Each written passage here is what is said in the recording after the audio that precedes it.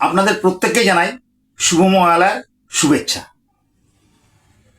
আশ্বিরের শারদ প্রাতে বেজে উঠেছে আলোকমঞ্জিত, ধরণীর বহিরাকাশে অন্তরিত মেঘমালা, প্রকৃতির অন্তরাকাশে জাগরিত জ্যোতির্ময়ী জগন্মাতার আগমন বার্তা, আনন্দময়ী মহামায়ার পদধ্বনি অসীম ছন্দে বেজে উঠে রূপলোক ও রসলোকে আনে নবভাব মাধুরীর সঞ্জীবন। তাই আনন্দিতা শ্যামনী মাতৃকার চিন্ময়ীকে মৃন্ময়ীতে আবাহন।